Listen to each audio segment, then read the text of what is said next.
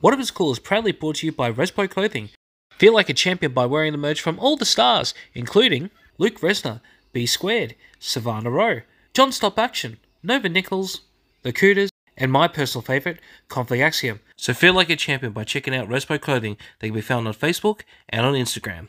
Victoria Pro Wrestling presents Falcon's Fury, happening on Saturday the 6th of April at the Strathmore Balls Club. Ticket link is in the description. Make sure to check it out. The finals of the Alpha Pro Wrestling Heavyweight Tournament conclude at Alpha Pro Wrestling's All or Nothing, happening on Saturday, April 13th at the Pipework Market. Ticket link is in the description. Make sure to check it out. Before you see All or Nothing, make sure to check out Alpha Pro Wrestling's Energy 3, also happening at the Pipework Market. Entry fee is only $2. Make sure to check it out. Adrenaline Pro Wrestling presents Breakout 40, happening on April 26, featuring the up-and-coming stars of Adrenaline Pro Wrestling. Ticket link is in the description. Make sure to check it out. MXW presents Game Over, happening on Saturday, April 27th at the Sunbury Memorial Hall. Ticket link is in the description. Make sure to check it out.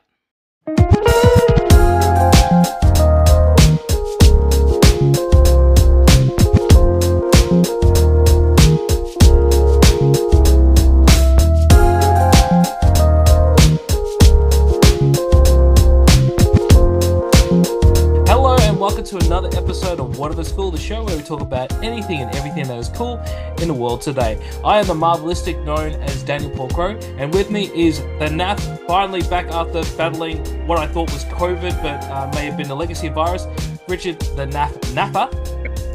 Hello. He likes to be called Wolverine, but he looks a little bit like Beast. I like to call him Tass. Tass, how you going? I'm good, thanks. And the former Texan, now known as Very Dangerous, but I like to call him the Deadpool of this group, because if you know him outside of wrestling and as a friend of mine, he is definitely, he's wearing a Deadpool shirt. Pete Morgan, how you going, bud? I'm doing all right, matey. How are you? Good. Now, I'm going to bring this up on the show firstly, because a little bird told me that you were a little bit narky that I didn't ask you to be on this.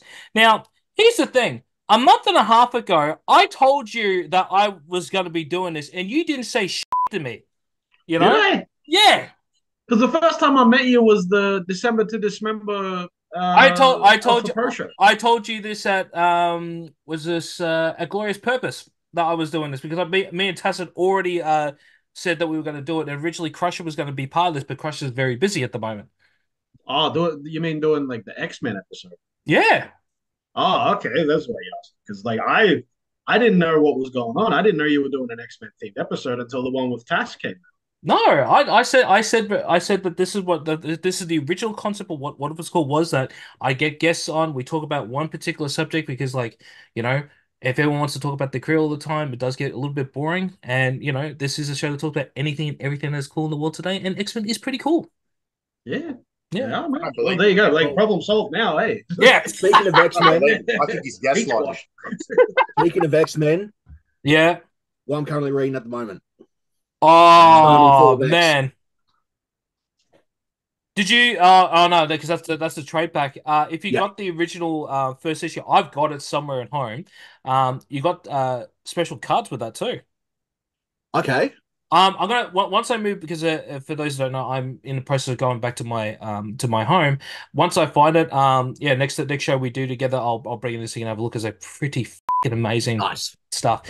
Now, Richard, before we even get started, you said something to me before the other boys got on. Do you want to tell them your little secret Okay. that you just yeah? If I have to, if you're going to make me. Yeah. Either way, it's going to come out. So Yeah, you're right. Look, I'm a big comic guy, right? I love my Justice League. I love my Avengers. DC's big in my heart, as you can probably see. X-Men falls pretty low on my loving relationship to comics. I've never been huge on them. What got me into them was this show back when it used to play on VHS. I got a couple of comic copies from my grandfather. But yeah, I'm not a big, not huge and very well versed on the X-Men, but I'm trying. That's all right. Getting chastised by a person called Dan for starts belting the shit out of me. I'm trying. I'm learning. Look, I even you're good, man. All right, take it easy, Dan. I'm waiting. I'm waiting for it. We all start somewhere, mate. yeah, that's true. You know, so I was actually cleaning up a lot of my comics the other day. I found a comic that I didn't even know I had, and it's the story of Australian football. What? Yeah. That I've exists. when I go back home tomorrow, I'm gonna grab it and I'll send you guys some photo and on the next episode next week I'll we'll do a little show and tell. It is one of the most like interesting comic books I've ever seen because it's like it's a couple of illustrations of the history of Australian football and I it's in the box of like all the original comics I had. So like all my original Batmans, my Superman, some of my old X-Men Adventures stuff, and then that's when I saw it. I was like, I don't even remember this, and then that's So it's a biographical type comic. yeah. Ah, But That's it's cool. like, but they make it look like they're superheroes because everyone's got six packs, everyone's got like massive muscles, even the hats look like they're like from like some kind of superhero thing. It's the most randomest comic ever. And then I found another one called Pluto Man, which I don't know. I don't even remember where I got it. I'm pretty sure it's a Melbourne show from some random show bag. But it's just oh, like speaking of like of beginnings like that. Like I start off with some really ones, but yeah. I don't know. All right. Now I want to recap obviously last 2 weeks episodes. Me and Tass had a great time talking about it. Want to ask the question to both of you guys, and Richard's already asked it, so we don't need to talk to him. But Pete, how did you discover the original X-Men TV show? the original show I found, I've got vivid memories of this. So when I was about 6 or 7, there was an old Target that used to be not far from where I live now, and they had like this will probably take you all back. They had a tape section, so you're able to buy the old VHS tapes. Yeah. So one of the first ones that I found, because by this point I was already a massive fan of like Batman the animated series, Spider-Man the animated series, all those, and I'd heard of X-Men, but I'd never actually watched it by this point. So I bought a tape that had, I believe it was like a print of Sabretooth done with the artwork was done by an artist named Jim Lee. So Jim Lee is famous for doing comics like Batman Hush. If you And guys don't know who Jim Lee is, stop this podcast right now. Go check his work out. He's one of the. Yeah, I think hands down the greatest artist of all time. Oh yeah, yeah. Richard, shut up before you say anything. Shut up. Big comment. Shut up. Big comment. I've got it right here, like right in my collection. This is Oh, his yeah. cover. Nice. This is his cover, so you've probably seen this cover before. But yeah, In this one. yeah, that one. I got mine. It's back there somewhere. Yeah, we'd have to stop this Section. podcast for like 3 hours so you can find it, mate. I've seen your collection. But yeah, and there was a picture of Sabretooth on it, and it had like the X-Men, the animated series logo on it.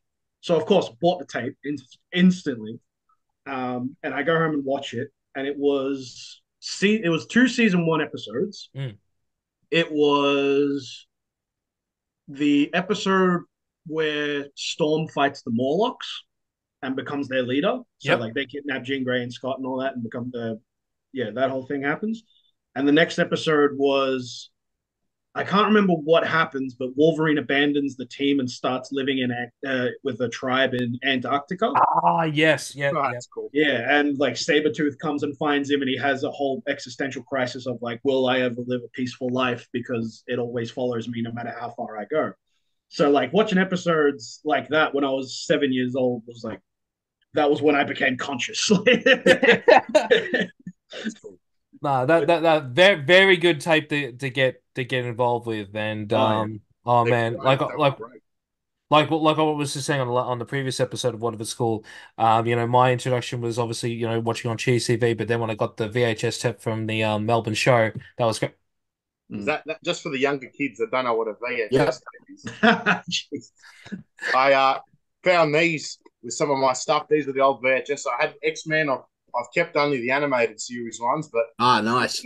Oh, VHS wow. tapes, they are very nostalgic. Very nice. Yeah, Man. it does take me back.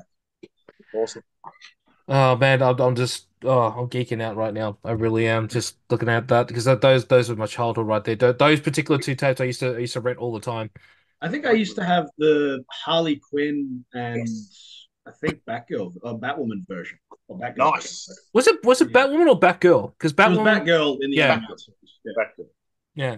and, Yeah, no, that's a lot of nostalgia there. What's some good news that we got during the week though? Tass, I think you sent it to me as well. There is talks that Yes. Spider-Man might be getting a bit of And me a and Pete were retelling. talking about that a few days back as well. I Before bet you it was knew as about soon as they got like the viewing numbers, they were like, "Yeah, we have to bring this back." Like, awesome. That is good. See that it's better than the X-Men one. I'm just saying. Right. Just saying. I want Yeah, that's true. I would say that. especially the Daredevil team up. Oh boy. Kingpin. Oh, the best. The best. So good. If they do it, they need to do another crossover with Spider-Man, and because I hands down think that's one of the best crossovers in TV history because it was so unexpected and it just And they his blew it out of voice, the park. Daredevil's voice. Oh, the voice actor, he was great. Who Just for Spider-Man or for for Daredevil, it was just Daredevil. so booming, hectic. I love it. I love it. Mm. I'll watch that. I want to finish this stuff that I'm watching that. Yeah. Yeah, you can watch it all on Disney Plus for what is it now? What, 16.95 a month because they've just increased their prices. God damn it. Yeah. Media. Well, let's just hope that they keep on making this because I think Tashi said it's so far they said 3 seasons, right? Yeah, 3 seasons for X-Men. Yeah. Really? Yeah. Wow, didn't know that. Jeez, okay. Did they greenlight that post or after? Yeah, I think they said that a while back. Missed that. Okay, that's pretty good. Wow, that makes the fact of what happened in this episode very interesting because if they have 3 seasons, the episode that they done episode 3 could have been spread out so long. Like, bad. Who knows? They I'm might really go back to hoping it at some point. But Oh, well, I want to take back to one last thing from the last episode I didn't mention. Obviously, I mentioned that I felt that there was a little bit of a Easter egg that the guys who were fighting the X-Men were kind of like something from the RoboCop TV series. Also forgot to mention, did anyone actually feel like that they kind of look like G.I. Joe for the 80s? yeah, I got that vibe. I was expecting to someone go, "Yo, Joe," and then bang. Cobra!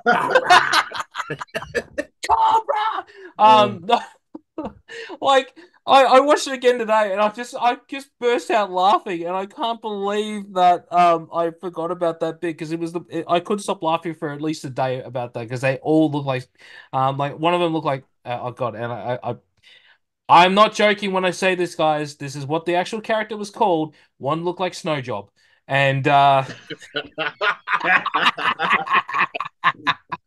fucking awesome. And What do you think of the G.I. Joe? That's my favorite character right now. Awesome. Oh, mate, the 80s was great for some memorable names. I mean, He-Man and the Master of the Universe. yes, though. A guy with a massive fist. What do you call him? Fisto. Yeah. A guy whose neck extends. What do they call him? Mecha neck. That's awesome. Oh. Snow Job. Oh man, they got a figure of him. I want an action figure. They do. I think I still got my figure of that one because like I know I had Duke Hazard, I had Cobra Commander and not Ripcord, Scarlet, and they were really cool, but they were only this big and they were easy to break. Yeah, you don't strike me as a fragile child. You know, I reckon you ate some of them. Toys didn't last very long with me, but at the same time, I love taking stuff apart and putting it back together. That's how I was as a kid. I love doing that. All right, Richie, can you read the synopsis of episode 3 of X-Men 97, please? Absolutely. When a visitor arrives at the mansion with a dangerous secret that threatens Cyclops and Jean's relationship, the team is propelled into a tragic confrontation with an immortal mad scientist. Dun, dun, dun. I'm gonna start this off again. I hate the theme, but I did not like the fact that when it said last. Shut up for a second. No. Shut up for a second. Shut up for a second. I was waiting for this. Shut up. Wow. What do you want? Clearly, you didn't watch the last episode. You know, the one thing I hate the most about this episode, because I don't hate anything about this episode except for this one little thing, when they said last time on X-Men they didn't do the bit, the sound effect. That is Oh, the yeah. only thing I hate about this episode. Eh. Eh. Yeah. Yeah, I agree. Everyone's in agreement. Everyone's in agreement. Why is it whenever I've got a group on, I'm always the bad guy in this situation? Yourself. You literally missed the Sinister. Just saying. Once you said you thought the theme was bad, it was all downhill from there. Disgusting. Oh, come on. Like, the new version of it really sucks as well. It's Like, not that bad. it is that It's bad not because they that took out the bad. sound effects, they've added stuff to it. It's not an improvement. It's a downgrade. Nah, that's because you're old. You. Like,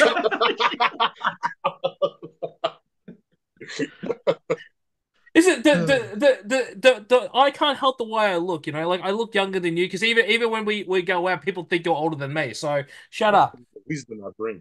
Huh? Of saying the theme is actually quite good. You know what you're talking about.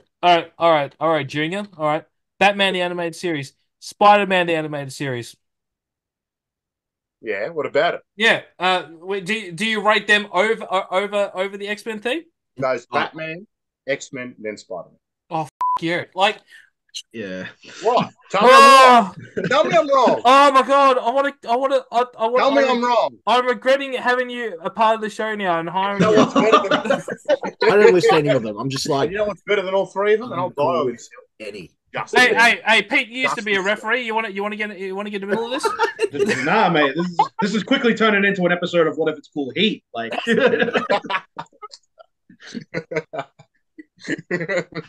everybody against Daniel Crowe. I said I was going to take him off, man. No one believed me. They all thought I was joking. That's it, Dan. You've opened Pandora's box and it's over. It's done. Mr. What off is cool, everyone. Thing. Please. All Please. right. All right. Let's get into the episode because clearly, this is a hot topic that we will discuss after the show. I love the music at the start of this. It felt like it's very callback to the 90s, but also feels very 80s. It kind of felt like a Stranger Things episode as well. But also, I like to call this episode the Halloween episode because it felt like a Halloween episode with the weird going on with the mind games and everything like that. But what did you guys think of the opening bits of it? Well, I'll step in quickly. A thing I've noticed with what you said earlier, the previously on X-Men, I like what they've done with it now because back in the original series, it was always Cyclops who did the previously on X-Men. But now I've noticed with the series now, the first episode was Cyclops, second episode was Magneto, and this episode was Jean Grey. So I like how they've changed it to the most important person of the episode. I never noticed that. That's what they're doing. That's Pete, you just blew my mind, dude. I didn't catch Magneto's voice for the second one. I definitely caught Jean Grey's voice. Oh, it's only because, if you look at the plots of the episodes, the first episode was Cyclops dealing with the fallout. You have the trial of Magneto for the second episode, and now this one is Inferno, which was Jean Grey and Madeline Pryor. And that's why I call this episode the Inferno storyline in 30 minutes or less, or your money back. Pretty much. Without the New Mutants. Yeah, I believe it was New Mutants. With one exception, one cameo. Don't hate me, but I think Cyclops is better done in this than the actual storyline. Just saying. I agree too, because if you listen to because Chris Claremont, who wrote the Inferno storyline and famously hated it, he was pretty much gun to head forced to do this storyline. It was because Marvel wanted to bring back the original X-Men team for the original X Factor run, which was all the original teams brought into their own team. And he was forced to bring back Jean Grey for a third time during his run to make this storyline happen. And that's what the Inferno storyline was for. It was to bring back the original Jean Grey for the third time. Jean Grey, man, ridiculous. But yeah, that's how we got like the Madeline Pryor thing and all that was just yeah. Jean Grey needs to come back. Madeline Pryor, she's not Jean Grey. We need to bring back the original one, man. Come on. Now, to the more modern, to the more modern readers of X-Men, we're talking about the original Inferno, not the one that was used in the Krakoa age. Yeah, that's a completely different story. Yeah, Tass knows more about that one than I do. Well, Tass reads 10 books a week, so he's up to date with everything. Yeah.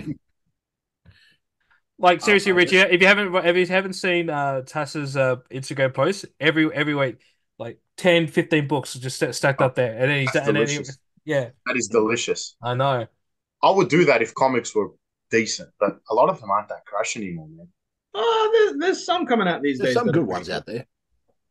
Again, I'm a DC guy. DC's in shambles at the moment. I love Eddie. Marvel, Dark Knights of the Round Image. Table is a good read. That came out like last year, I believe. Which one was that one, sorry? Dark Knights of the Round Table. Yeah. Yeah. I just want a decent Justice League book. No, it hasn't been like this since 2006. Scott Snyder almost got there with the totality and all that, and then big multiverse. Justice League Graveyard of Gods is pretty good. It's all right. What about Blackest Night? I thought that was a great series. That was 2 years ago. What's wrong with you? Like 20 years Mate, ago. you're talking to a bloke who has the Black Lantern Corps logo on his. I know that. That's what. Why do you think I brought it up? Oh, you're just trying to pop me, eh? There it is. Oh boy, that's so old, but that's old. Then that's just too long ago. Yeah, but you said 2006 was the last time they did anything good at DC, so I was like, okay. No, I said a good Justice League. Oh, right, okay. Sorry, my bad. Gotta listen, man. Gotta listen. We all know I've only got one ear for sake. I can't help it. Yeah. I know I hang on the animation. I'm gonna be flat honest here because, like what I said on the last episode, that towards the end it started to get crisp. This is where it really got crispy, and I started to really enjoy the animation. It was like I have now given up thinking that they're gonna go back to the original animation. I've embraced it. But the one thing that I took from now analyzing this from this episode was I got the feels of that it was like the X-Men anime from the early for the mid 2000s that they did. And I'm just because I remember how much I love that miniseries that this is like what made me like, oh my God, I'm actually really enjoying this the show now. The animation is smooth, really smooth. I like it's almost like an influence of Western and there's a sprinkle of anime in it. Yeah. Especially in the faces and the way that they move and the way they talk. That was something that put me off as a kid watching the old X-Men compared to like Batman or Justice League. Just it's so much smoother. And it's a reason why I'm enjoying it a lot more than the original. Of course, the original's better. No shit. But just seeing it, it's more visually appealing to my young eyes. True. No, but the thing with this one though is like obviously when they reveal that Madeline Pryor is a clone, the way that she talks and everything, I'm just like, you are a fucking clone. Like she just sounded so evil. Yeah, like, if someone was trying to get me to believe that they were the real person, you talk to me like that. I was like, yeah, you're a fucking clone, dude. Over dramatized and everything. Like, yeah, just start yelling for no reason. No more testing. Like, like she didn't do herself any favors by acting that way. No. And then 2 minutes later, walks off with Nathaniel, goes to the room, and like a 2-minute conversation with Mr. Sinister. All of a sudden, she's just changed into everything, going, "Mommy's busy." Like, delicious. I mean, what? All right. I mean, oh, whoops, sorry. Change the channel. Another name for the episode: Goth Mummy Supremacy. Delicious with red hair on top. I mean, X-Men, yes. Are we just coming out with new what if it's called merchandise that we're going to be like hashtag delicious and then insert redhead or insert whatever you want to put in there? I don't know what you're talking about. I don't know what you're What are you talking about? I wouldn't buy that. Speaking of merchandise, we're also going to plug the sponsor of what if it's called, Respo Clothing. Make sure to check out Respo Clothing on Facebook and on Instagram. They do amazing t-shirts like the one I'm wearing right now, which is Conflict Axiom, which I'm wearing on special occasion because Tass, you're, going after the boss at the moment. So, Well, that's make a sure. whole different story, but Yeah, we're it's trying a to whole stick to the different story. topic. But if you want to find out what's going on with Manos, I'm not gonna say his character Manos and Conflict Axiom, make sure to check out Adrenaline Pro Wrestling. Link is all in the description to check them out. Absolutely amazing wrestling company that do amazing storylines and have amazing talent out there, which features Tass, but also features Pete as well as Dangerous Pete Morgan, who likes to put me over, which I love very much. So make sure to check out Westport Clothing on Facebook and on Instagram. That's the cheeky plug. Now back to the episode. Dan, that was the smoothest cheeky plug. It was almost as smooth as the animation. There's your Yeah. first and last. Nice. First and last. That's done. Enjoy it, savor it. I gotta plug the sponsor somewhere, and then when I find that little thing, I'll do it. It was smooth. I'll give it to you. But F you. Anyway, yes, as you were saying. This is gonna be the last episode that features Richie. I will say, also based on what I said to you last show, Daniel, how in terms of character listings, where I thought Bishop wasn't given a lot to do in the past few episodes, that completely goes out the window because he gets a lot to do here. Oh my God, we're gonna bring it up later, but I want to finish off on this one scene as well. Literally every single character, I gave my whole heart in this one scene, and we're only like literally like a minute or two into the episode. I'm like, all right, I'm now gonna fully say that I'm committed to this, and I want to keep going. It didn't matter if the storyline's gonna be. It's just I'm enjoying it now, you know. But here's the thing with this one though, that I said previously that I thought that in the first two episodes the MVP was Cyclops. Yeah. How the f do you go from being the MVP in the first two episodes to becoming a complete bitch again? What? Yeah, turn it up. That's a hang bit on. Brother. No. Because there's another bit, and I will point this out, and this is because I'm a parent as well. But literally, I think I know what you're talking about. Yeah, you know I have an exactly idea what I'm too. talking about. Mm. But in this one scene, and I'm not married. I don't think no one's married here, right?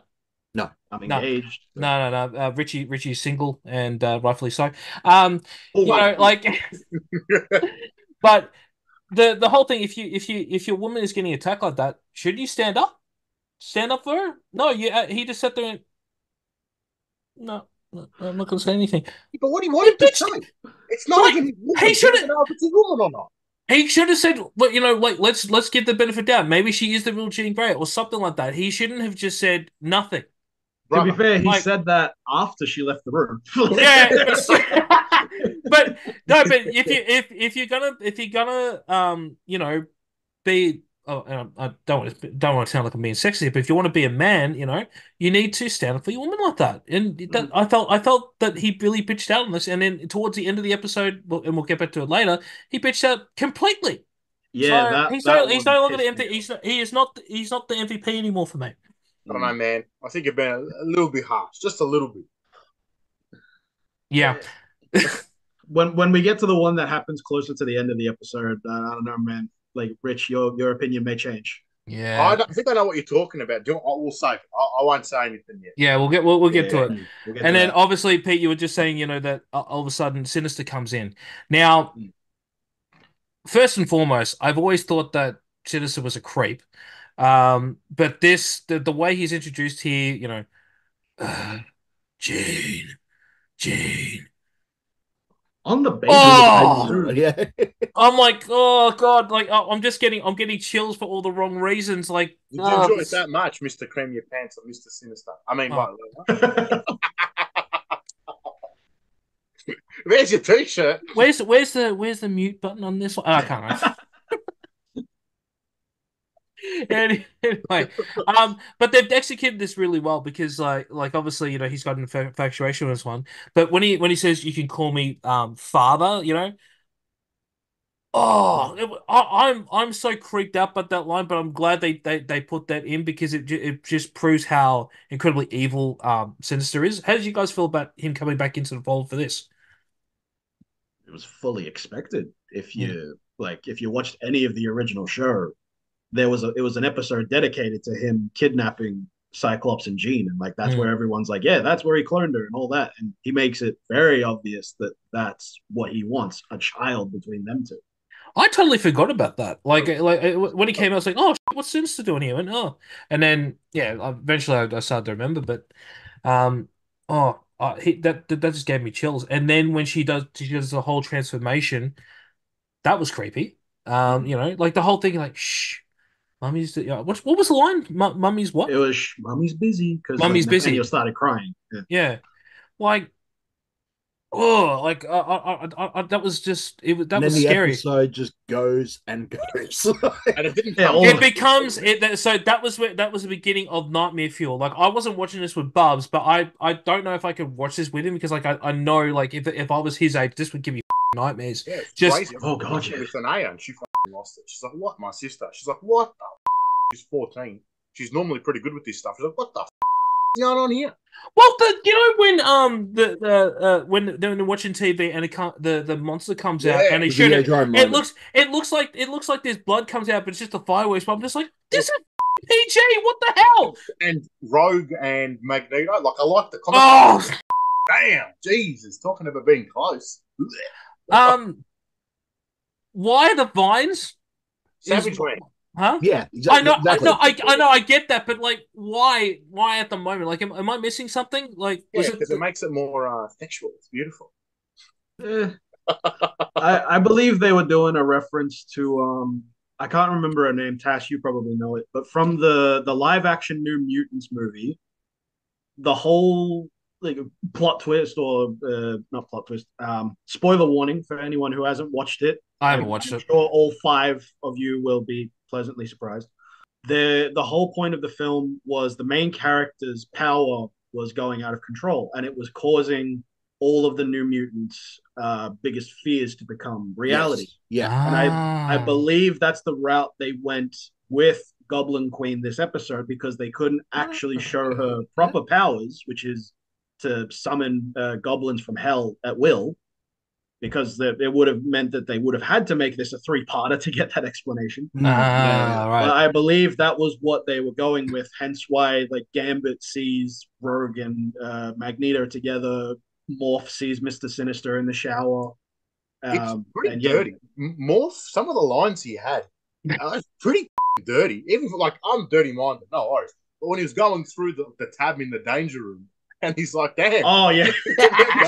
Just keeps clicking it and pointing at Gambit. Just keeps staring at Gambit. I said this on the last episode too. Well, I feel because it even felt like this when he goes into the shower. You know, he's like, "Oh, can I help you with those hard to reach places?" Yeah. But I feel like Morph is trying to get with Wolverine. Yeah. Like, sorry. I know. I don't get it. I think it's hilarious though. But I'm just like, what the like. But it comes out of nowhere, like out of left field. Like it's all serious and quiet, and then Morph just says something crazy. So something so sexual for no reason. No one asks for, no one wants it, but he's doing it. He's going for it. He's by far the best character in the show. Like anytime he's on, I'm just like, I'm watching now. I'm watching everything. Like even when he transforms into different people, it's like it's always an Easter egg of like, oh, that's from like the first show I mentioned was from oh my god, Mojo World, the one of the technicians there. Then later on you've got Colossus's sister. In the previous Magic, yeah. And then the previous episodes, you had Psylocke, you had Spiral, Colossus, Angel. Yeah. And like these little tidbits is why he's. And I'm going to say it now. I think he's the MVP of the whole series so far. He had his best transformation this episode too. Oh, when he went back to his old look. Yeah. Back to his old look when he was mind controlled by Sinister. Yeah. Like, that was a throwback. That was scary. That he still turns into that. I was like thinking, is that why you're now going with the whole like blank face? I reckon that's why.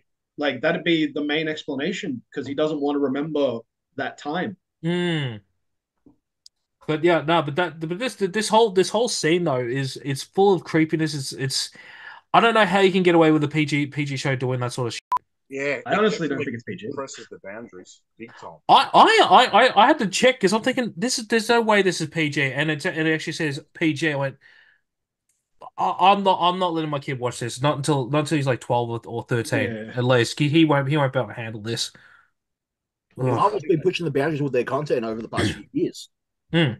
Like you look from Werewolf by Night onwards, they've been starting to slowly see, okay, how far can we go with this and still keep it in the confines of these ratings? Yeah.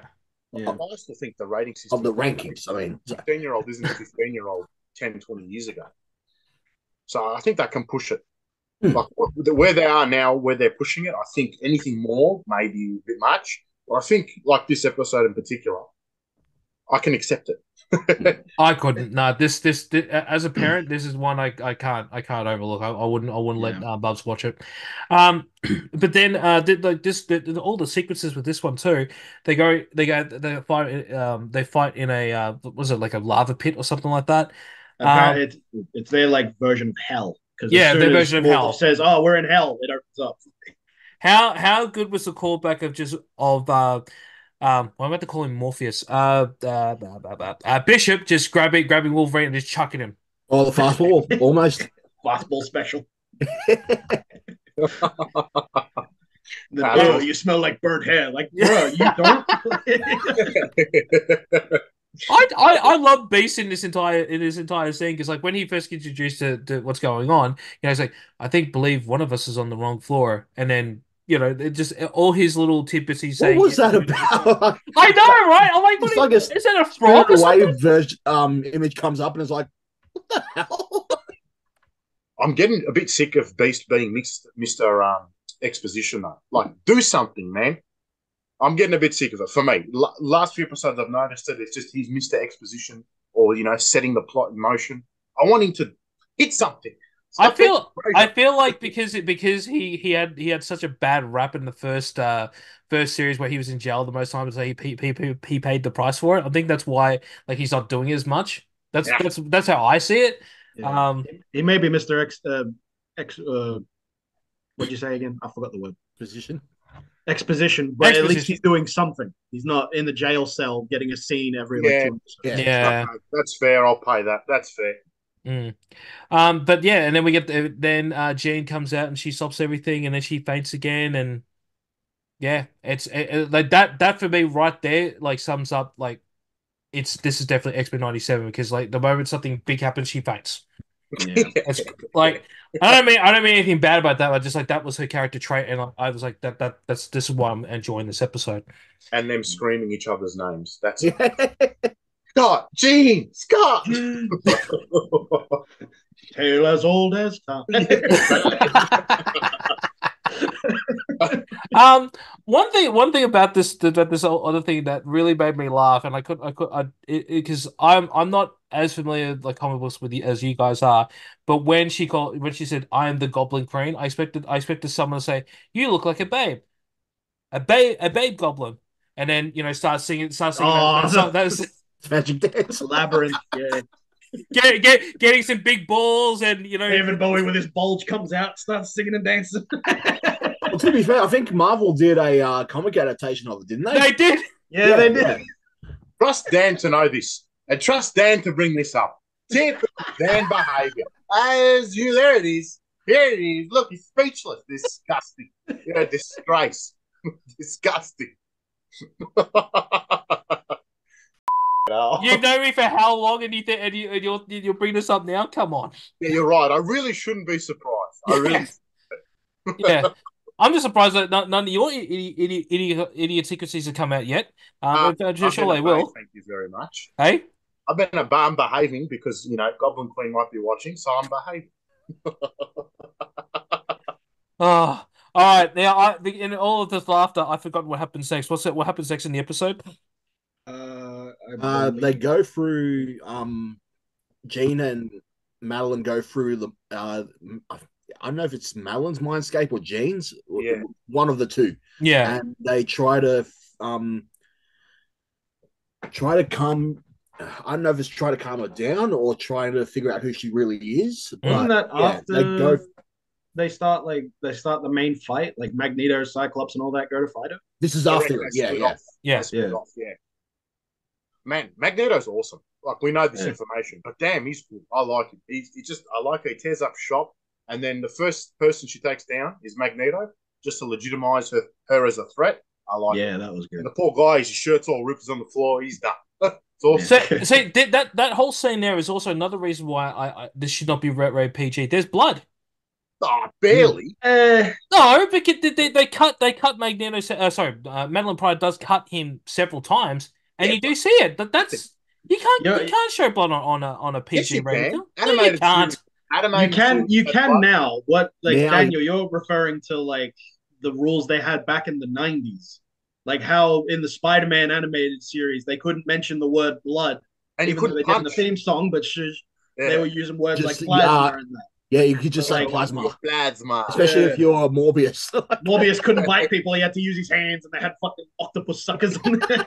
So dumb. You know, Spider-Man couldn't throw a punch. He wasn't allowed to punch anybody. Throughout the Yeah. whole series, he punches The whole nobody. series. Another big one, going off topic, but sort of keeping on the same subject of what he could show. There was an episode of Gargoyles where I think the lead female character gets shot, Yeah. and Oh, you don't see the act happen, but you see the aftermath where she's just in a pool of blood, and apparently that got banned for a while. Oh, it's still banned. It's not. Oh, it still is. Okay. It is not. I think only Disney Plus you can actually see it. I don't think when they do reruns anywhere else in the world they're actually allowed to show it. Oh, right. Okay. Yeah, because like I remember that episode very very vaguely, very well. Sorry, and I remember just thinking, why aren't they It was showing about that? gun violence, wasn't it? Yeah, because Yeah. I can't remember the character's name, but he was like, oh, I got a gun. I'm a police officer. Oh, are you okay? Are you? And then And they show, yeah. yeah, now again another dark TV series from childhood, But and yeah, I and X-Men. and f- all three of you for making me feel old about to say like oh that's a bit old, for the old ways. Going back Oh. to I what you stand guys up, said, I like, feel yeah. old. I think I'm gonna fire all three. I'm I'm gonna fire all three of you. I'm gonna hire new people in the next episode. I'm just joking. First and last episode. Cheers, boys. Yeah, bye. Old people. This is what I love, and I get to do it with my friends. It's great. But the one thing that this is I when they do the introduction to Xavier coming to meet Jane, didn't they actually do something very different in the original series though? I thought like they brought her to Xavier, not that Xavier went to them to see Jane. I honestly can't remember. I don't know. Maybe just me But being I old. liked it. It was good. I enjoyed how they did it. It was Yeah. fantastic. Really Yeah. well done. It got me a little choked up because like when she said you're here to fix me because I think too much, and then without Yeah. speaking he She's holding uses the toy Cyclops. yeah. Mm. Like an actual Um, Cyclops, not yeah, no, not an action figure, a Cyclops, because that'd be creepy. I was about to say that brings up a lot of questions. I had to think about that for a second. What? What? Is this Dream going from the future? Or an alternate universe. But also when they don't go into full detail with it, but obviously how she discovered the powers because her best friend died. Mm. That Oh, yeah. that was that hit the heart as well. Like I choked up a little bit hearing that. You're very sensitive, Dan. I like this side of you. Yeah. That just sounded so creepy, Rich. Sensitive. Are you? No, you know what? No, I'm gonna call you the morph of whatever it's called now. Too far. Don't like that. Too far. Cross the line. Nah. Mate. Nah. Not Mate, happening. you've heard me say what lot worse in in our personal life. So shut up. But this is also one of those times where you've get like because I don't know about you guys. I didn't have any sympathy for Madeline, and this is when I did because like she's starting to understand who she is and that she is a clone, and then boom. Yeah, it all changes. Mm. Like that it made it very ambiguous to when the switch happened too. Like if you watch the show, but coming off it like fresh eyes, it's like, oh, when did the switch happen? I don't even I liked how they didn't really answer that and they kept it ambiguous. Yeah, Yeah. let's pose the question. When do you reckon the switch happened? That episode, I think. No. Like, did Madeline was Madeline the one who gave birth, or do you reckon it Yes. was? Yeah. Madeline was the one that gave birth. Yeah. Yes, I think she gave birth definitely. All right. It's because that was what turned her around by the end to team up with Cyclops to save her son. Was Jean? She was like, "What memories are mine? I don't remember any of this." So they show her the memory of her giving birth to Nathan, and like that's your memory. So You is did that not so? me. Like, because like obviously Jean is holding Nathan towards the end of the episode, and she's doing the whole telekinesis with Nathan. Mm. That doesn't make her. That doesn't make Nathan her son anymore. Like, what you were saying, all that stuff now. Then now we're saying that Madeline was the actual mum. That's just really in my head. I don't know. It's really messed me up now. But it's Well, like it's just a weird subject material. So. Yeah. But again, it's comics. It's like wrestling. When something weird happens, you just go wrestling. In this case, comics. That's it. That's all it really is. In that way, I'm happy it's just one episode. It's like, okay, we've done it. Now we can move on to like the nice, juicy X-Men stuff. In my opinion, that's the only silver lining of doing it in one episode. I think it's just yeah, we're done. Let's move on. Let's start doing some of the bigger storylines, some of the more sexy stuff. What is with you? What's with you? What is you and the sexy stuff, man? It's just an adjective. I'm just saying, like I get it. You're single, but like, why are you attacking me for? Are you still upset about the sensitive comment? I was giving you a compliment, all right? Anyway, we've overlooked one aspect, and I just remembered this now. One of the best lines from the previous episode came from Wolverine and Jean's dynamics.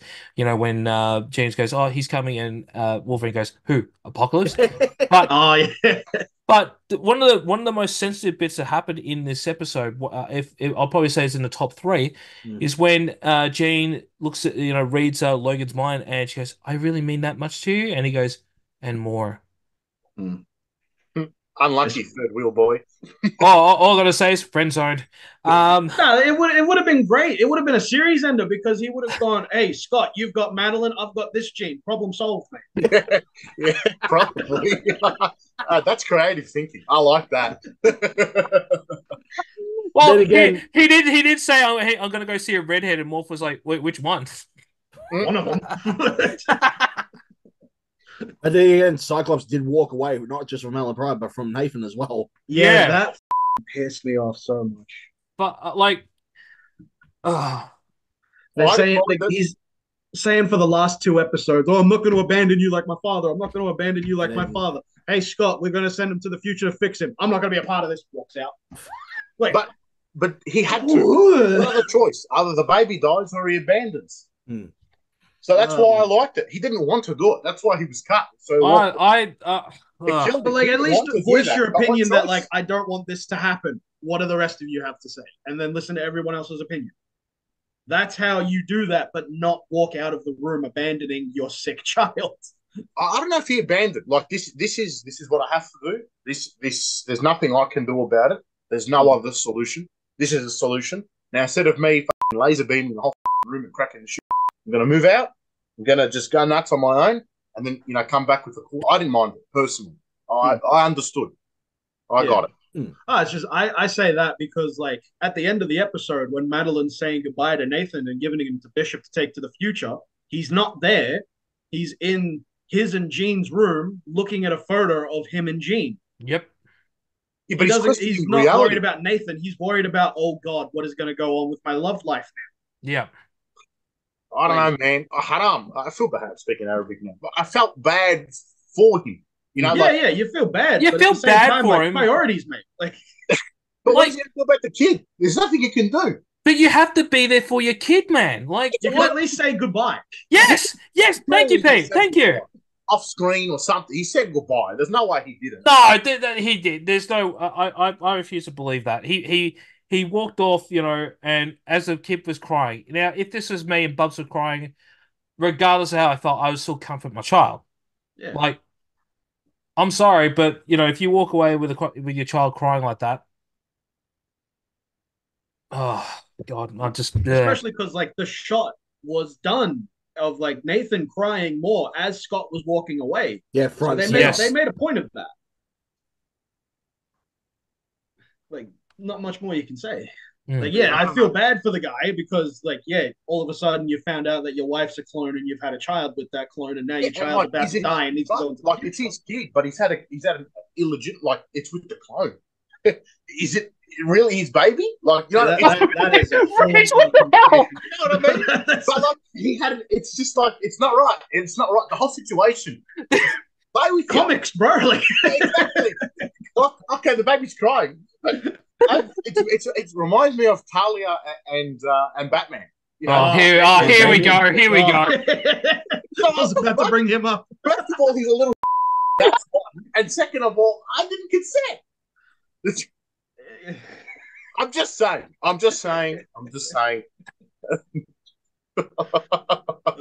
comics, bro. It's Damien Wayne. No one likes it. Stupid Richard the Naffa, Father of the Year. Hell.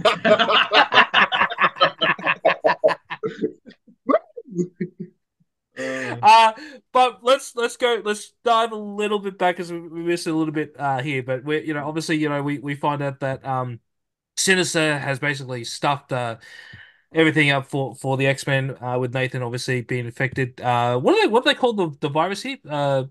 techno-organic virus. It's a virus. Oh no, I've just lost my bloody train of thought. Oh yeah. Sorry. And we're going through all this, and it's shocking. And then obviously previously I've said that I hope that they're going to be doing something with Bishop because I thought Bishop in the original series and at the start of the series was a whiny little bitch. And gone back to being a badass like I know him to be from the comic books. Yeah. Like that fight scene in Hell. That was awesome. Oh my God. Like Tass, like I take back everything I said, Hey, like you had faith in it. I didn't have faith in it that he was going to be a badass again. But yeah, this is definitely really good. And the fact that he was really remorseful about it too. Like, I'll take him and I'll do and I'll look after him. Oh, man, I want to go back and read some old comics with Bishop in it now. It's so good. Very cool. And then we leave to the ending of this episode where Sorma's in a hot bar looking at what's happening in the news. Tequila sunrise or something like that. Something like that. Awesome. And a familiar voice and a familiar face walks in. Mm-hmm. Did not expect to see Forge. I did. I didn't. I know you nerds would know. I wasn't expecting it because remember I said I'm not that familiar with the comic books of X-Men, so I didn't know. When they took away Storm's powers, you instantly knew where this was going. Yeah. Yeah, I know, but you read 10 comic books a week, so I'm lucky if I read one. What did you expect, Dan? What were you expecting when she was at the bar? I don't know. I was expecting, I don't know, her to lift up something like in X-Men 3 and then all of a sudden, Spark would come out. I don't know. Oh, basic. Tony Stark comes out. I have to talk to you about the Avengers Initiative. You're part of a bigger universe. Oh, how good would it be if they did that and they actually started like Spider-Man and they said Spider-Man's going to be renewed, and then don't fight me in the comments on this one, guys, but I actually thought this was a great TV show, right? Avengers United We Stand, and they bring that back. Oh, you would like that piece of shit, Ricardo. Oh, for f***'s sake. You would.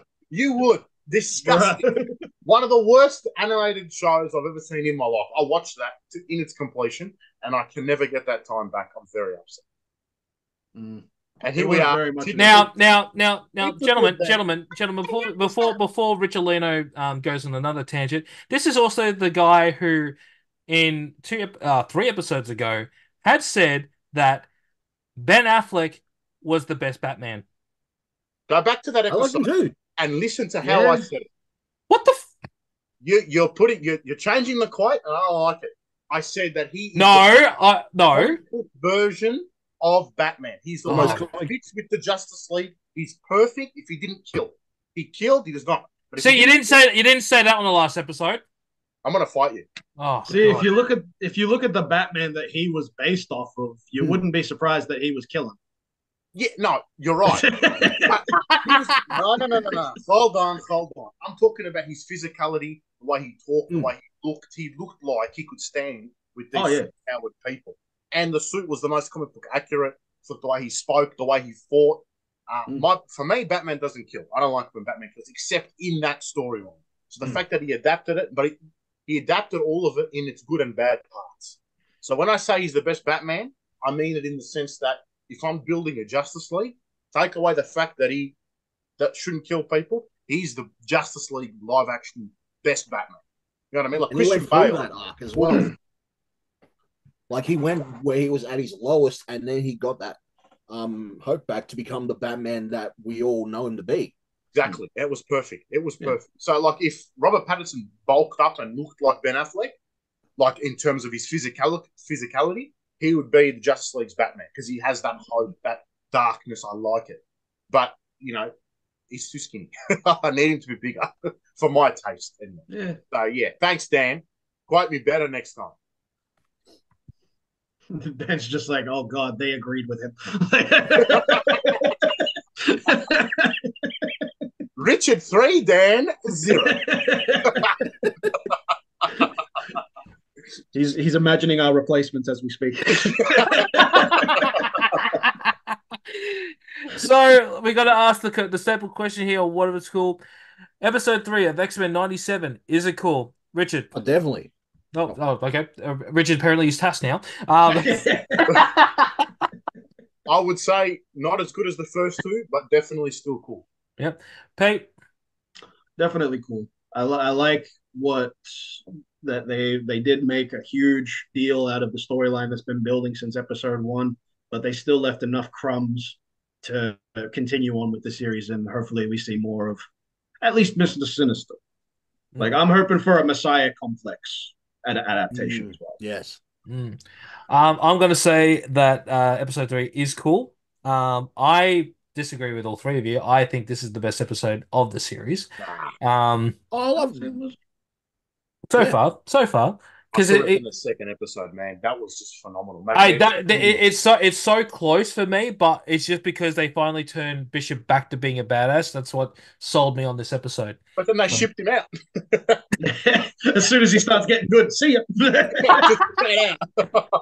But like I said on the previous episode, like it's like Morph. He was already the cool character, and every time he could come back, he was instantly the best character. So. If we're going to go down that route, Bishop is now going to be the new Morph of this series, in my opinion. But he's gone. If he comes back. Yeah, but when he comes back, Richard, like when's he gonna? I'm calling you Richard instead of Richie. Jesus Christ, that's how pissed off I am. That's how pissed off I am. Enjoyed it. I think this is my last episode For those who would like to audition to be a part of what it's called, make sure to... I can't even do it with a straight face. Oh, no, but this has been fun, boys. Can't wait to do this again next week. Because we have two famous people on here, because Richard doesn't count. Firstly, because he's never been on what it's called. Pete, where can we find you on all your socials? You can find me at danger_is_Pete on pretty much anything, Instagram, Twitter, TikTok, even if you're on that. I wrestle mostly for Alpha Pro. I will be at Alpha Energy 3. And yeah, probably find me on this podcast going forward if Daniel likes me or doesn't fire me after my one episode.